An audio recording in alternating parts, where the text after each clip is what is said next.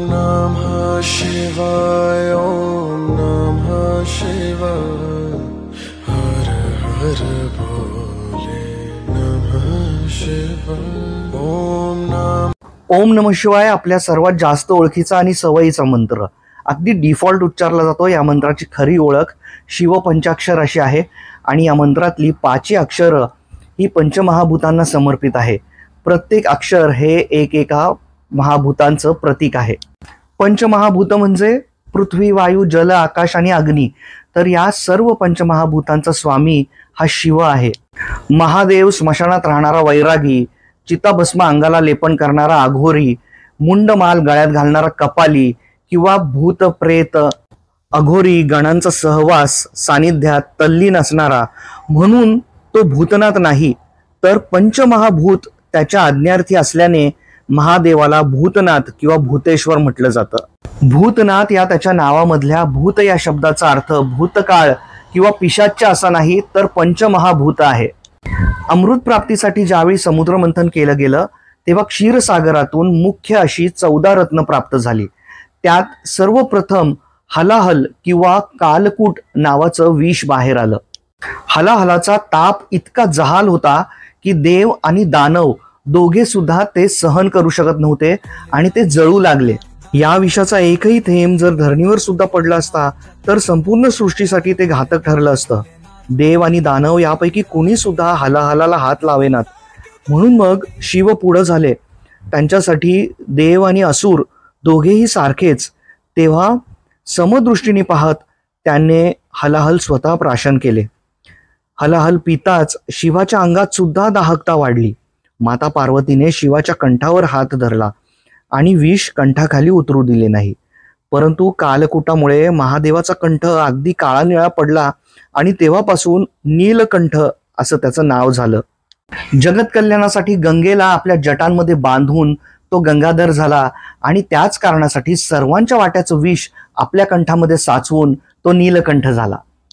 याच प्रसंगाची आठवण आणि महादेवाच्या औदार्याबद्दल कृतज्ञता म्हणून शिवाला भांग, धतुरा अशा विषारी वनस्पती अर्पण केल्या जातात।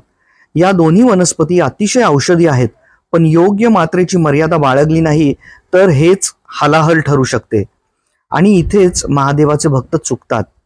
महादेव काय गांजा, चरस, भांग घेऊन झिंगणारा चरसी गर्दुल्ला नाही।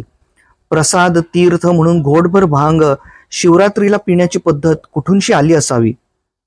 पण जय जय शिवशंकर काटा लगे ना कंकर जो प्याला तेरे नाम का पिया हा काय शिवपुराणातला किंवा ऋग्वेदातला मंत्र नाही, किंवा आनंद बक्षी हा काय कुणी नारद मुनी, व्यास किंवा सनत कुमार सुद्धा नाही। हिंदी सिनेमाच्या माध्यमातून आपल्या संस्कृती, परंपरा, इतिहासाचा जितका उदो होतो ना तितकाच उपमर्द सुद्धा झालेला आहे। आणि आपण प्रेक्षक म्हणून 4 चांगल्या गोष्टींचं अनुकरण करायचं असतं, त्यावेळी मात्र 10 तकाजे लावतो आणि अंधश्रद्धा म्हणून फेटाळून सुद्धा देतो।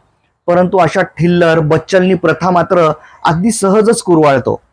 या जय जय शिवशंकर काटा लगे ना कंकर पेक्षा नागेंद्र हाराय किंवा ओम त्र्यंबकम यजामहे मृत्युंजय मंत्र जर आपण शिकला, जाप केला तर नक्कीच काटा कंकर काही सुद्धा लागणार नाही याची खात्री बाळगावी। गेल्या 2-1 वर्षामध्ये शिव-पार्वती विवाहाच्या थीमवर आधारित अनेक देखावे आणि मिरवणुका होत आहेत देशात, आणि त्यामध्ये अत्यंत लाजिरवाणे असे प्रकार सुरू आहेत ज्याचं सावट महाकुंभामध्ये सुद्धा दिसलं। सनातन विचारांबद्दल, कथा पुराणांबद्दल जागरूकता वाढतीये नव्या पिढीमध्ये, ही विलक्षण अभिमानाची गोष्ट आहे, परंतु त्याची मर्यादा राखण्याची नैतिक जबाबदारी सुद्धा आपलीच आहे ना। इंटरनेटवर महादेवाचे चिलीम, गांजा ओढतानाची चित्र सर्रास आढळतात। ज्या चित्रात ते हलाहल प्राशन करत आहेत त्याला भांग म्हणून सांगितले जाते। फक्त हिंदू देवी देवतांची प्रतिमा कलंकित करण्याचा कंटकांचा हा प्रयत्न आहे, ज्याने देव, दानव, मनुष्य सर्वांच्या हितार्थ स्वतः हलाहल प्यायले तो महादेव विषारी व्यसनाचे पुरस्कार त्याच्याच भक्तांसाठी कसे करेल। सर्व ग्रंथ, श्लोक, वेद, शिवस्तुती, पुराण, पुरातन मूर्तीही याचीच ग्वाही देतात। शिवचिन्ह म्हटली तरी आठवतात शिवलिंग, डमरू, सर्प, त्रिशूल, भस्म, नंदी, जटा, कपाल, गंगा, रुद्राक्ष, त्रिनेत्र। कधी चिलीम, गांजा यात पाहिलेत? माणसाच्या स्वभावातले विष म्हणजे त्याच्यातले तमोगुण, न्यून, ईर्ष्या, द्वेष, मत्सर, चिंता, लोभ। महादेवापुढे आपल्यातील हलाहल रूपी या दुष्ट प्रवृत्ती आणि विकृतींचा त्याग करण्याची पद्धत आहे आणि प्रतिकात्मक म्हणूनच धोत्रा किंवा भांग अर्पण करण्याची पद्धत आहे. तर अशी महादेवाची अनेक स्वभाव वैशिष्ट्ये आणि त्याप्रमाणे त्याची नावं. शंकाहरण करणारा शंकर, चंद्र ज्याचा शिरोमणी असा चंद्रशेखर, भक्तांच्या आशा पुरवणारा आशुतोष, तर हाती खंडा घेतलेला खंडोबा धनुर्धर होतो तेव्हा पिनाकपाणी, जटाधारी म्हणून जतीन, मुंडमाळ धारण केलेला कपाली, प्रथम योगी म्हणून आदियोगी, काळाचे भय नाश करणारा भैरव, मस्तकी नेत्र असलेला ललाटाक्ष, नृत्य निपुण नटराज आणि काळाचाही काळ महाकाल. समुद्र मंथनाचा विषय ओघाने निघालाच आहे म्हणून सांगतो की ज्यावेळी अमृत कलश हातात घेऊन धन्वंतरी प्रकटले त्यावेळी असुर त्यांच्या मागे लागले आणि अमृत कलश घेऊन पळू लागले. अमृत कलशातील मग काही थेंब 4 ठिकाणी धरणीवर पडले. तिथेच म्हणजे प्रयागस्थानी, नाशिक, उज्जैन आणि हरिद्वारला आळीपाळीने कुंभ साजरे होऊ लागले. योगायोगाने प्रयागराज येथे यावर्षी 144 वर्षाने महाकुंभ साजरे होत आहेत आणि आता महाशिवरात्रीला शेवटचे पवित्र महास्नानाचा योग आहे. त्यामुळे 2025 ची ही महाशिवरात्र आणखी विशेष ठरणार आहे. 2-3 पिढ्यातून येणारा हा दुर्मिळ योग आहे ज्याचा जास्तीत जास्त सनातनींनी लाभ घ्यावा. अवघ्या विश्वालाच यातून सनातनींचे, हिंदुत्वाचे बळ दिसत आहे.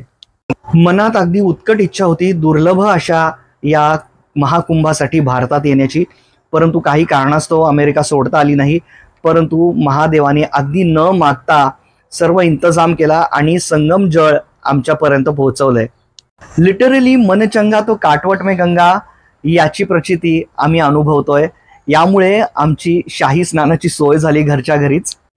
तर जे महाकुंभाला जाऊ शकले नाही किंवा घरीच आहेत त्यांनी गंगेला स्मरून स्नान करावे. महाशिवरात्रीला शिव उपासना करावी. शिवलिंगाला सुवासिक शुभ्र फुले, बिल्व पत्र किंवा फळ, भस्म, गंध, अक्षत, जमल्यास धोत्र्याची फुलं किंवा फळं, नागकेशर अर्पण करावं. शिवपिंडीला शक्यतो पाण्यानेच अभिषेक किंवा आपल्या समाधानासाठी शकुनापुरतेच दुधाची धार धरावी. दुधाचा अपव्यय करू नये. महादेव हे चरित्र माझं अत्यंत आवडीचं आहे आणि या विषयावर जितकं बोलू तितकं कमी आहे. जितकी ओळख महादेवाची आपल्याला होत जाते तितके ते अजून गूढ होत जातात. तेव्हा आज मी इथंच थांबतो आणि महाशिवरात्रीच्या सर्वांना खूप खूप शुभेच्छा देतो. बोला नमः पार्वतीपते, हर हर महादेव.